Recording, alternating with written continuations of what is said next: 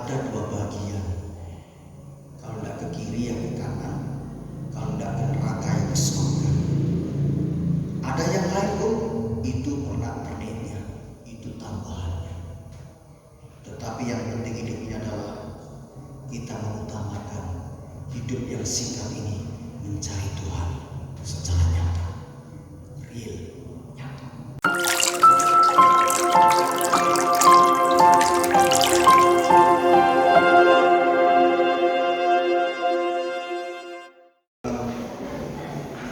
Matius pasal yang ke-6.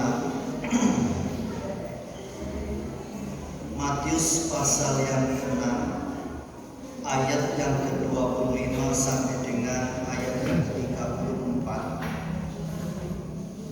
Hari ini agak panjang sedikit yang saya sampaikan.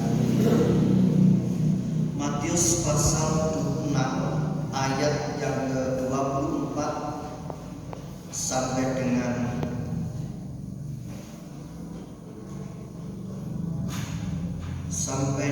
ayat yang ke-34. Mari kita baca bersama-sama. Saya akan selesaikan 24 sampai ayat 31, nanti 32 sampai 34. Bapak Ibu sekalian akan menyelesaikan dalam pembacaan teks firman Tuhan pagi ini. Ayat 24 berbunyi demikian firman Tuhan.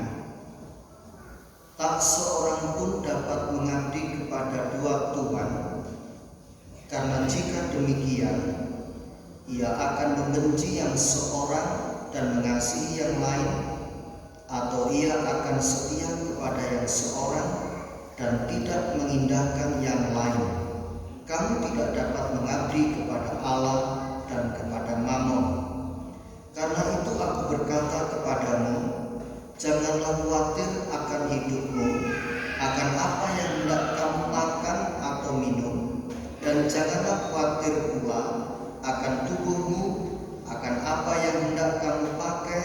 Bukankah hidup itu lebih penting daripada makanan, dan tubuh itu lebih penting daripada pakaian? Pandanglah burung-burung di langit yang tidak menabur dan tidak menuai dan tidak mengumpulkan bekal dalam lumbung, namun diberi makan oleh Bapamu yang di surga. Bukankah kamu jauh melebihi burung-burung itu? Siapakah di antara kamu yang karena kekhawatirannya dapat menambahkan sehasta saja pada jalan hidupnya? Dan mengapa kamu khawatir akan pakaian? Perhatikanlah bunga bakung di ladang yang tumbuh tanpa bekerja dan tanpa meminta. Namun aku berkata kepadamu, Salomo dalam segala kemegahannya pun tidak berpakaian seindah salah satu dari bunga itu. Ayat yang ke-30. Jadi jika demikian Allah mendandani rumput di ladang yang hari ini ada dan besok dibuang ke dalam api, tidakkah ia akan melebihi lagi mendandani kamu, kata kamu ini, kalau boleh saya sebut atau saudaramu sebut dengan diri sendiri, kalau boleh, maka itu kena dalam pribadi kita. Hai orang yang kurang percaya, 1, 2, 3.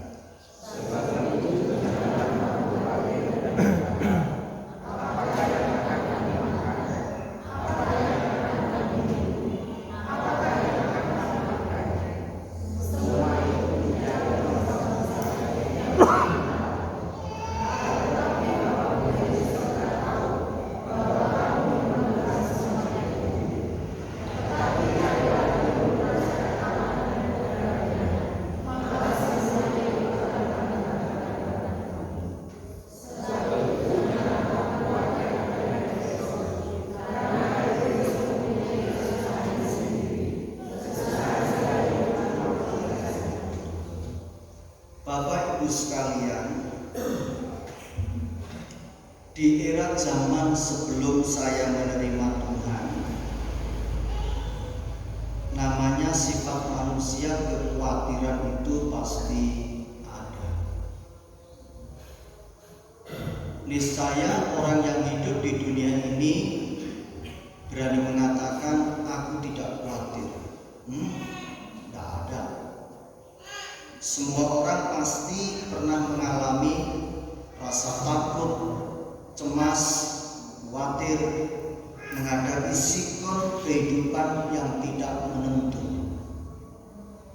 Nah, setelah kita terima Tuhan, dibaptis secara selamat, kita mendengarkan firman Allah bahwa kita diajar, dididik, dituntun supaya tidak menjadi khawatir. Namun namanya manusia lahiriah kita yang bukan rohania masih terus mengalami kekhawatiran yang ada. Itu normal-normal saja.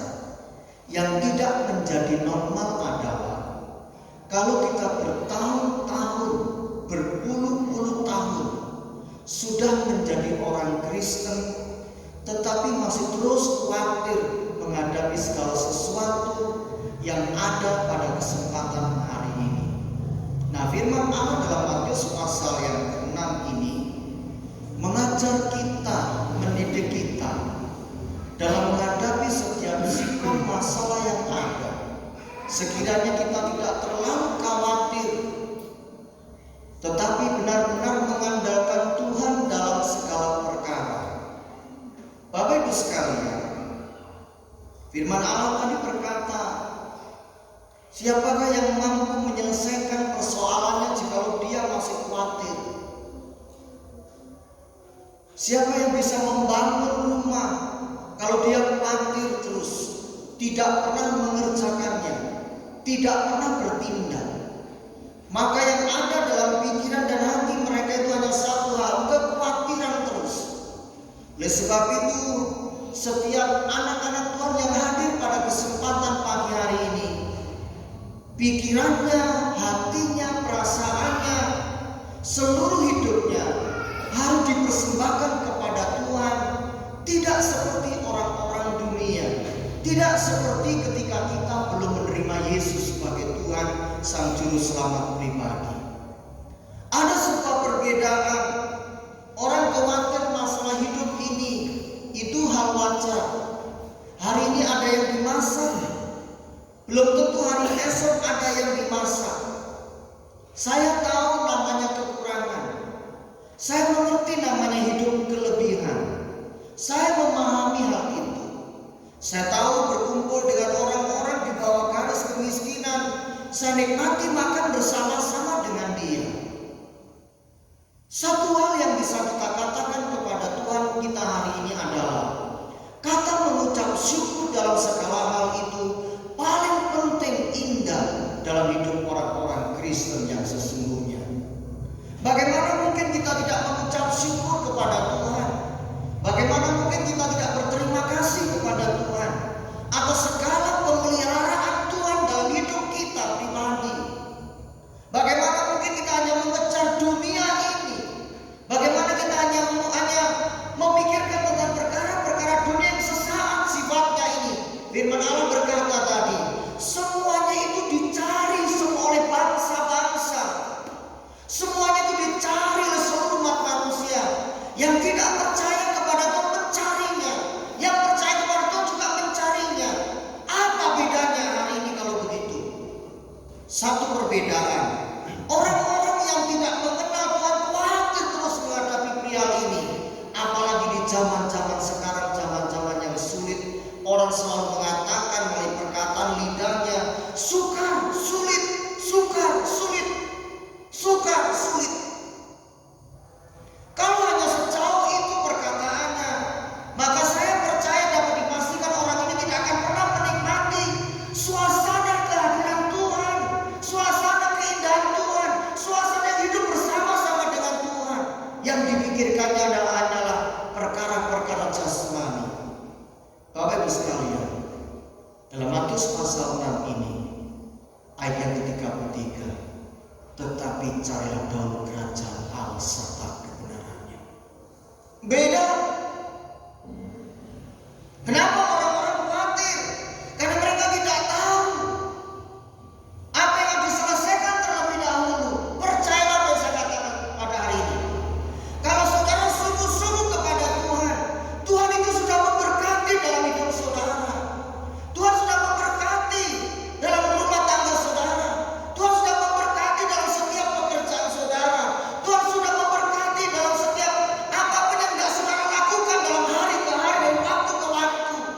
Kuncinya yang pertama adalah carilah dahulu kerajaan Allah serta kebenarannya. Orang hanya mencari tentang yang diminta kepada Tuhan dalam doanya setiap hari. Yang diminta adalah berkat terus. Apakah salah? Juga tidak. Saya tidak berani menyalahkan. Kalau saya berani menyalahkan, hari ini seolah-olah saya menjadi hakim. Saya tidak berani menyalahkannya. Tetapi perlu kita perbarui perkataan kita kepada Tuhan yang punya langit dan bumi, yang punya kerajaan yang kudus katanya itu. Kalau saudara yang menyenangkan hati Bapa, maka Matius pasal 33 ini, tetapi carilah dahulu kerajaan Allah serta kebenarannya, maka semuanya akan ditambahkan kepadamu. Artinya apa? Saudara akan berkelimpahan berkat yang datang daripada Tuhan. Kalau yang utama mengutamakan tentang pekerjaan Tuhan. Bapak Ibu sekalian, saya memberikan satu topik pada pagi hari ini berkata, carilah Tuhan selama Tuhan berkenan kita temui. Hidup ini singkat Bapak Ibu, singkat. Beberapa hari yang lalu saya sedang berbincang-bincang dengan sahabat,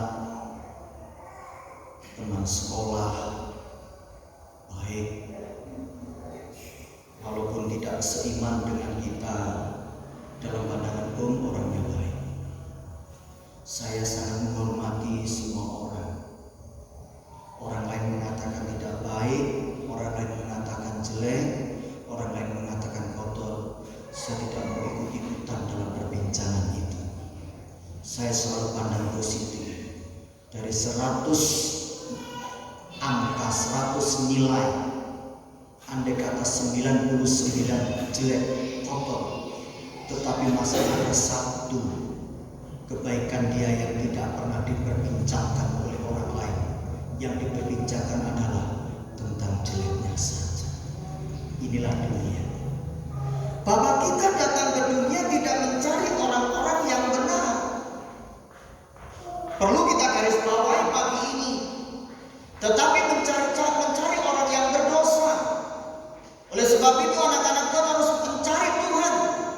Carilah Tuhan selama Tuhan berkenan ditemui oleh anak-anak Tuhan. Lebih berbahaya lagi jika Tuhan tidak mau ditemui oleh anak-anak Tuhan.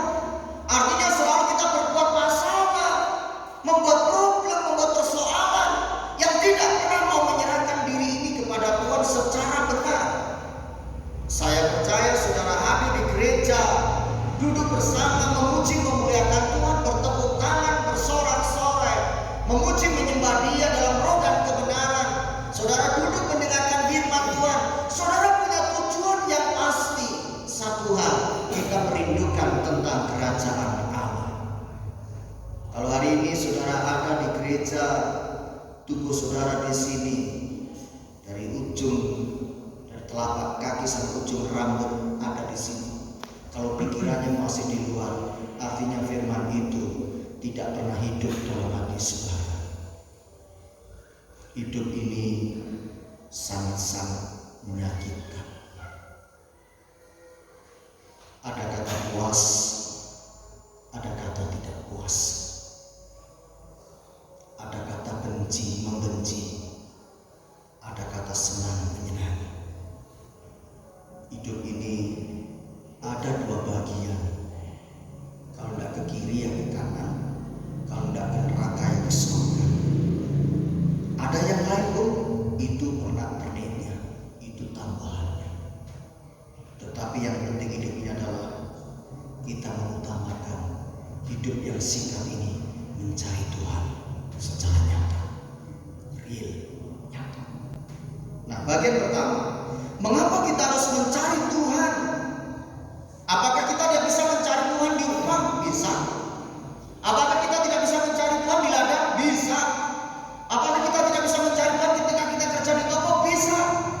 Apakah kita tidak bisa mencari Tuhan ketika kita sedang bekerja di kantor? Bisa. Tetapi satu hal yang berbeda adalah ketika saudara bersama-sama dalam satu wadah seperti pagi ini, serentak aku mau mencari Tuhan, mempersembahkan hidup ini untuk kemuliaan Tuhan secara pribadi. Mengapa kita harus mencari Tuhan? Karena Tuhan adalah satu-satunya jalan hidup kita yang sesungguhnya. Jalan kita bukan di dunia ini, Bapak Ibu. Enggak, ribet di dunia ini. Yang diomongin orang yang nggak cocok dengan kita lah, orang yang suka mencibir lah. Kalau orang Kristen masih begini, perlu dipertanyakan kekristenannya. Orang Kristen harus bertobat setiap hari. Amin. Ya, Pak. Coba kalau Tuhan kita sudah tidak mau kita temui, maka tidak dapat dipastikan kita ini orang-orang yang beriman. Untungnya Tuhan Bapa kita tidak melihat tentang kesalahan kita. Allah tidak memperhitungkan setiap kesalahan kekeliruan kita. Allah mau menanggung beban itu, yang membuat beban diri kita yang gugur harusnya kita. Tetapi Tuhan mau menggantikannya. Oleh sebab itu pada hari ini carilah Tuhan selama Tuhan berkenan ditemui. Saudara, ketika pulang dari gereja, dapat dipastikan bahwa saudara terus memberitakan Injil ini, memberitakan kepada orang yang terdekat, memberitakan di tengah-tengah keluarga, memberitakan kepada sahabat, memberitakan kepada orang yang paling jauh yang tidak dapat kita temui namun bisa kita telepon di zaman sekarang. Mulut kita jangan enggan, jangan berhenti untuk menyampaikan berita sukacita ini, Injil kebenaran ini kepada semua orang. Kalau hari ini saudara ditebus dalam menolong kuasa darah Yesus dalam kebenaran firman Allah, seyogyanya mereka semua itu mengerti dengan firman Tuhan. Saya terlalu yakin kok, saya percaya benar. Kalau mulut saudara mengatakan yang positif tentang kebenaran, mungkin hari ini tidak bisa menerima, mungkin hari esok tidak bisa menerima, mungkin 1 hari, 2 hari, 2 minggu, 2 bulan tidak bisa menerima. Di tahun-tahun berikutnya, karena seringnya saudara menyampaikan tentang berita Injil ini, saya percaya dia akan menjadi sama seperti saudara hari ini. Kenapa mereka belum mengerti? Karena mungkin belum ada yang memberitakannya. Kenapa mereka belum bertobat? Karena mereka belum pernah mendengar tentang berita Injil. Bapak Ibu sekalian, dalam Matius pasal 6 ayat 24 sampai dengan 34 yang sudah kita baca hari ini, mengapa kita harus mencari Tuhan? Karena Allah mengetahui setiap perkataan kita. Wow. Dalam kitab Mazmur pasal 139 ayat yang keempat, Allah mengerti setiap ucapan kita. Tanpa kita berseru kepada Tuhan, Allah mengerti maksud tujuan kita. Allah memahami setiap langkah kita. Bagaimana mungkin kita bisa jauh, bagaimana mungkin kita bisa meninggalkan Tuhan, bagaimana mungkin kita tidak mencari Tuhan. Saya teruskan kesaksian tadi. Sahabatku orangnya baik, baru berbincang-bincang, tiba-tiba kena serangan jantung. Ketika kena serangan jantung, masuklah ke ruang ICU. Dan semuanya alat dipasang, semua dipasang. Suster, dokter, semua mengerjakannya sekemampuannya dikerahkan. Tujuan suster dan dokter dan suster ini supaya mereka bisa tertolong. Apa yang terjadi? Sehat, Allah berbulu, ngakak-ngakak, cerita banyak. Tuhan jemput, lalu mati. Bapak Ibu sekalian, saya menyampaikan khotbah di tempat Pak Wardi tentang lahiriah dan Secara jasmania diambil, lahiriahnya dibenamkan. Ini lahiriah penuh dengan persoalan, penuh dengan masalah. Dikebumikan, dibuang, dicampakkan, tinggal cerita. Saya sudah sampaikan berkali-kali dalam gereja saudara di tempat ini, GSKI Immanuel. Setiap orang pasti punya sejarah hidup. Sejarah hidup itu membawa kita, kalau kita mengerti dan kita terus berserah diri kepada Tuhan, itu mengawali kita untuk berubah menjadi hidup yang baru dengan Tuhan.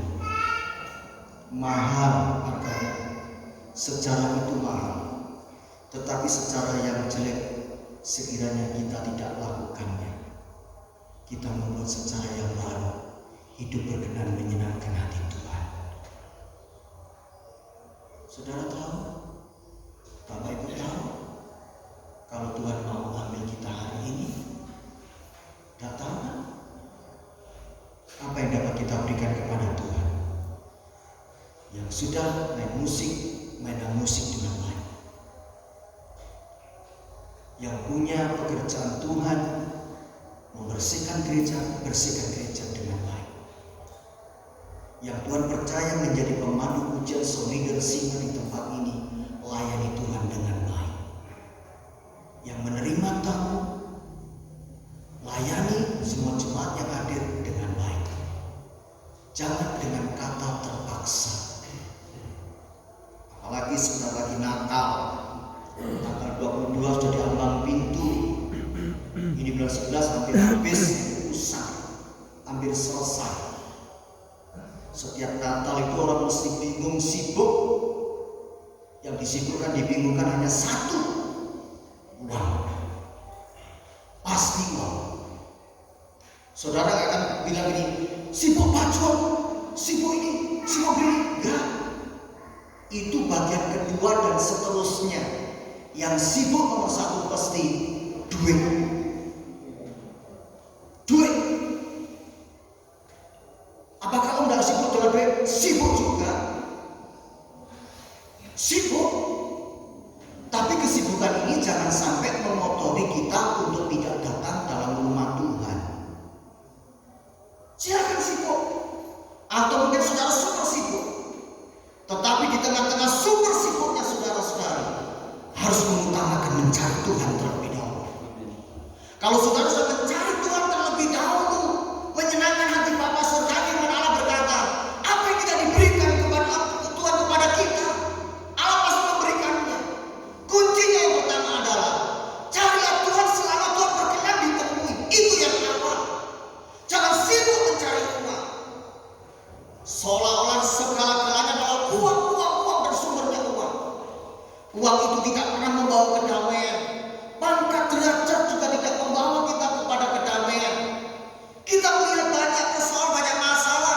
Saudara punya televisi di rumah yang mendengarkan berita radio. Apakah orang yang berpangkat jenderal bintang 4 itu ada kedamaian dalam hidupnya kalau tidak terima Tuhan? Apakah orang yang punya perusahaan uang miliaran triliunan mereka mengatakan damai tentram? Tidak juga. Kadang-kadang saya berpikir orang yang tidak punya apa-apa malah tidurnya nyenyak, turusan gen-gen, macul turun sawah sambil ngeri. Coba tiba-tiba bertamu di tempat kita di gereja, itu dulu enak banget. Coba orang yang punya perusahaan, uangnya miliar, uangnya triliunan, mikir sudah rumah di depan ada benteng, ketebalan mungkin bisa, tebalnya saja bisa 63, bisa 60-70 cm, bisa 1 meter. Itu belum cukup dikasih duri-duri, belum cukup dikasih beling. Saudara lihat kan? Tembok dikasih beling. Saya tahu maksudnya, saya ngerti. Supaya orang yang masuk celananya biar sobek, ya celananya sobek pasti kakinya sobek juga. Saya ngerti, belum cukup tuh.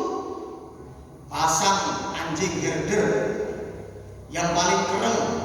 supaya ketika ada orang baru protek tuh, gum, gum, orang pada miris. Tapi mereka tidak ada damai. Beda dengan orang yang mencari Tuhan, mengutamakan mencari Tuhan. Mau ada hari ini, mau tidak ada hari ini, mau saudara kaya hari ini atau belum kaya hari ini, kalau mengutamakan Tuhan, percayalah, damai di hari sampai bertemu Bapa kita di surga nanti. Ayo, Pak, Bu, singkat hidup kita. Mengapa kita harus mencari Tuhan? Mengutamakan Tuhan terlebih dahulu. Bagian yang kedua, mengapa kita harus mencari Tuhan? Karena Tuhan adalah Allah yang Maha Kuasa. Beliau layak dipuji, Beliau layak dipuja, Beliau layak diagungkan, Beliau layak ditinggikan, Beliau layak dimuliakan dengan cara kita yang hidup benar di mata Allah. Kita perlu pimpinan Tuhan setiap hari. Bagaimana kalau kita tidak menyerahkan hidup ini? Dia yang menciptakannya, Dia yang menggagas. Lalu kita ini segambar dengan Dia. Bagaimana kita tidak kembali kepada Tuhan yang menciptakan langit dan bumi, yang berkuasa atas nyawa kita hari ini? Nah, kesempatan pagi ini kita harus mencari Tuhan selama Tuhan berkenan kita temui. Masih bangun pagi, doa pagi kan? Amin. Amin. Di rumah masih bangun pagi? Saudara, ada yang keluarga, suami istri, anak-anak, tidak tahu jumlah keluarga saudara berapa, kepala rumah tangga membangunkan lalu doa bersama, ada di sini? Mau diberkati. Bangun dewe-dewe, puji Tuhan, dewe-dewe lek doa. Kadang-kadang berangkat ke kantor jam 7, bangunnya setengah 7 lah, kapan doanya? Ya, apa menilai oleh garapan borongan dari pemborong. Tuhan berkati aku ini kedisiplinan. Disiplin memang harus disiplin. Jangan disiplin hanya untuk dunia, tetapi disiplin untuk Tuhan. Pertama disiplin untuk Tuhan. Pekerjaan kita juga disiplin. Kalau sudah disiplin untuk Tuhan, maka saya percaya ditambahkan berkat-berkat Allah dalam rumah tangga. Ya saudara, saya mau tanya hari ini, jawab dengan jujur. Ada yang doa, Tuhan aku minta supaya miskin saja? Ada? Tak bantu dalam doa?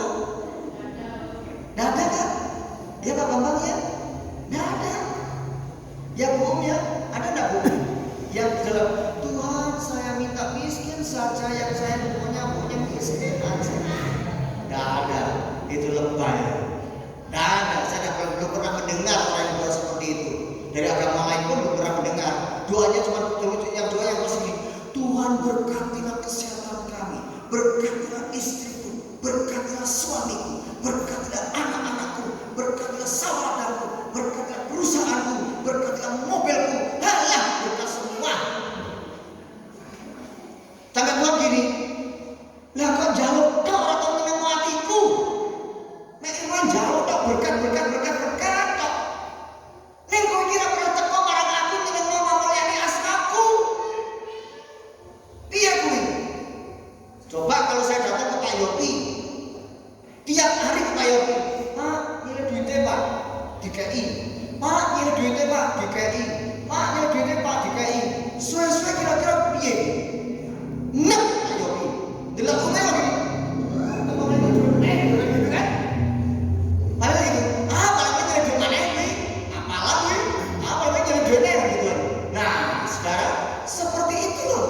Gambaran yang paling gampang, kita tuh harusnya gini, Pak Yopi baik ya, berangkat kerja ya Pak Yopi. Selalu Pak Yopi selamat pagi, Tuhan berkati ya Pak Yopi. Ya terima kasih. Besok paginya ketemu lagi, Pak Yopi selamat pagi, Tuhan berkati kerja ya. Rajinnya jangan ini udah berangkat, coba gitu. Beda dengan Pak Yopi. Bisa-bisa Pak Yopi tidak mau lagi ketemu dengan Om, karena kalau, waduh, Om kasih gitu, alah pasti nyari duit nih. Nggak akan temuin Pak Yopi mau berangkat pun udah tahu ada jalan simpang lain, cari jalan yang lain, bisa begitu. Karena banget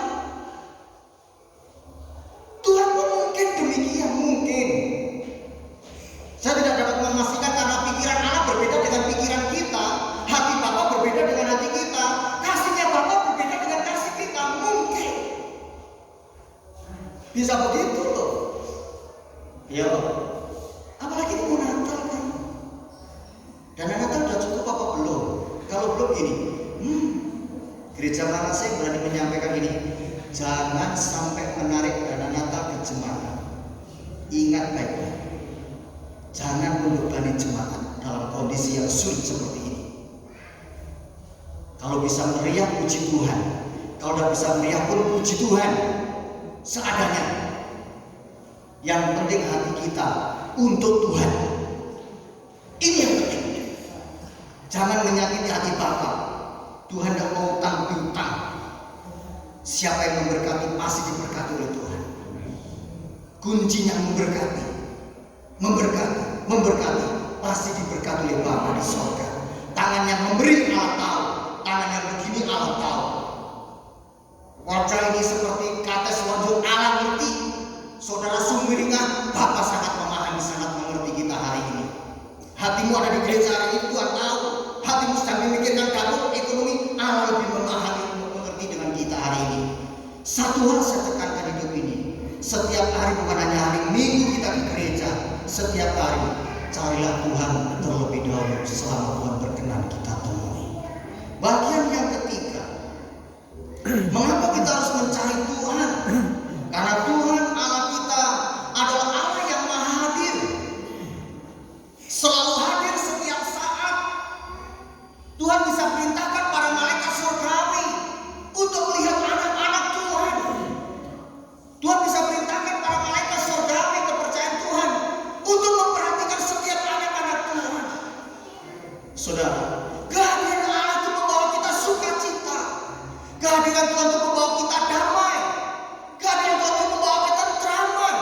Kehadiran Tuhan itu membawa kita menjadi orang-orang yang bersukacita dalam Tuhan. Yang dunia ini dipastikan tidak bisa memberi seperti cara Tuhan memberi. Yo, kalau demikian masa kita masih enggak tidak ke gereja? Masa kita masih ogah-ogah tidak datang kebaktian? Karena hujan rintik-rintik, karena hujan deras. Oh, alasannya kenapa tidak ke gereja? Hujan, oh, jauh. Lebih banget kau ini. Jauh. Kita ini mau nyampe ke surga cara seperti ini. Orang yang semakin setia, percayalah perkataan ini. Orang yang semakin setia dalam rumah Tuhan, bukan tidak ada tantangan, semakin banyak tantangannya. Semakin banyak. Bila lu bertubi-tubi, itu testing. Itu ngetes kita. Mampukah kita berjalan seiring waktu bersama dengan Tuhan?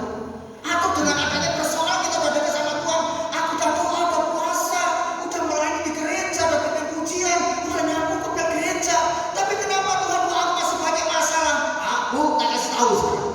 Itu loh kita hidup bersama dengan Tuhan.